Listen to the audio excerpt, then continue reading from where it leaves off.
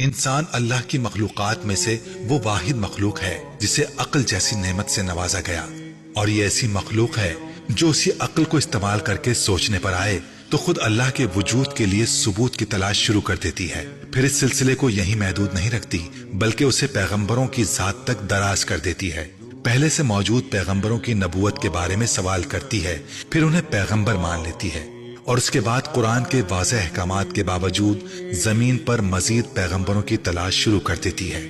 اور اس تلاش میں یہ بات فراموش کر دیتی ہے کہ نبی بنتا نہیں تھا، بنایا جاتا تھا، اسے مبعوث کیا جاتا تھا۔ اور ہم انسانی ایوولوشن کی ان آخری دہائیوں میں کھڑے ہیں جہاں مزید نبیوں کی آمد کا سلسلہ اس لیے ختم کر دیا گیا کیونکہ انسان کے لیے ایک دین اور ایک نبی کا انتخاب کر لیا گیا۔ اب کسی نئے عقیدے کی ضرورت نہیں بلکہ صرف تقلید ہے، صرف تقلید یعنی پریکٹس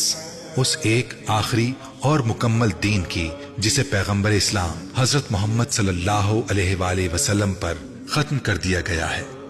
اب وہ ہر شخص خسارے میں رہے گا جو دین کی رسی کو مضبوطی سے تھامنے کے بجائے تفرقے کی راہ اختیار کرے گا۔